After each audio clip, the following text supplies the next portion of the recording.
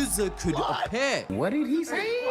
We know reincarnation is real in Jujutsu Kaisen because it's been confirmed multiple times. Even for cursed spirits, Jogo stated in chapter 116 that when a curse dies, they return to the earth and are eventually reborn. Then there's the whole idea of Six Eyes users always coming back when the balance of the world is threatened, which Gojo and Kenjaku confirm. However, Sukuna might not be the only one making a comeback in the Jujutsu Kaisen sequel. There's also the new Six Eyes user being born. The balance of power is mentioned multiple times in the manga. For example, the Six Eyes and Limitless exist to maintain it. There can never be two Six Eyes alive at once because it would break the system. But Satoru freaking Gojo's birth completely shattered that balance. For the first time in centuries, someone was born with both Limitless and Six Eyes. His overwhelming strength tipped the scales of the Jujutsu world so drastically that nature itself responded, giving rise to stronger cursed spirits to counteract this shift. And this is where the proof that a Six Eyes user needs to exist in the sequel, people. Because in chapter 1, it is revealed that sorcerers over the 68 years have been getting weaker and weaker. But now,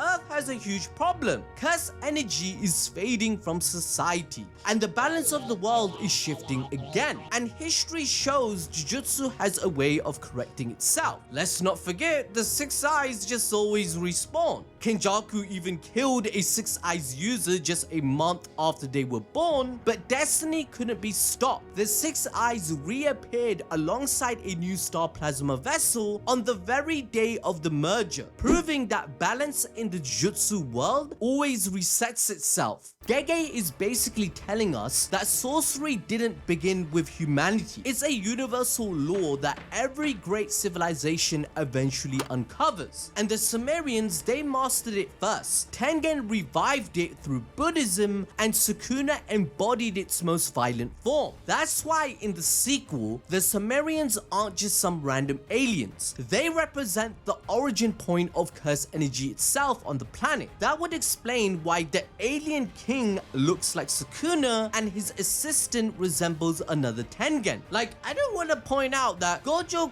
called Sukuna himself an alien in their fight. Another huge discovery is that the Sumerian sorcerers possess a barrier technique that keeps their existence completely undetected. The exact same ability Tengen used to hide and stabilize Japan's Jujutsu system for over 1,000 years. Tengen herself became an evolved soul, capable of merging with a human and transforming them into something beyond a sorcerer. This evolution blurred the lines between human and cursed spirit, making her the perfect target for Kenjaku's plan to rewrite the entire world, right? She could merge with anyone now, even the whole of humanity. We even found out that Yuki can speak to all the previous vessels' consciousness in chapter 202. This, again, actually mirrors one of the oldest myths in the Sumerian lore, the Anuki, a council of gods who acted as a collective consciousness. Their decrees reshaped reality and bestowed kingship, just like we saw in chapter 2, where we saw the diplomacy specialist literally declaring that the Sukuna lookalike is the representative of their entire race, as in he's taken in the power and consciousness of their people as an elective superpower. But remember, death has always been the true catalyst for evolution in Jujutsu Kaisen. The culling game was designed to force humanity into this process, because by pushing sorcerers to the brink of it, they optimized their curse energy and achieve a breakthrough. Kenjaku wanted Mahito to face Yuji for this very reason, so Mahito could evolve through near-death encounters, just as he wanted for Jogo as well. We saw this actually happen when Mahito clashed with Nanami and Itadori. His first true taste of death awakened his domain expansion. Gojo confirmed the same truth, admitting that it was only on the verge of death that he understood the core of curse energy. And Sukuna's era, it was just built different and on that exact principle. In chapter 161, it's revealed that during the golden age of sorcery, fighting to the death was not only common, it was celebrated. That's why every sorcerer in Sukuna Sukuna's time was so absurdly powerful compared to the modern era. So the manga makes it clear, death is what humans fear the most, but evolution lingers just beyond it. So now, will humanity evolve through fear or through love? Now it's this generation's turn to prove that it doesn't have to end in destruction like Kenjaku wanted, it can end in coexistence, bringing the story full circle that Sukuna did indeed choose North, and Yuji's lessons and everything that he worked for becoming a legend actually worked out. He did change Jujutsu society like Gojo wanted and fix the very system itself. Now, if you want to enjoy more peak fiction regarding Jujutsu Kaisen or any other anime we cover, like Lord of Mysteries, a lot of you are confused not knowing a single thing about what's going on in Lord of Mysteries. Well, we've got you covered explaining the entire story. Click on this video on your screen right now.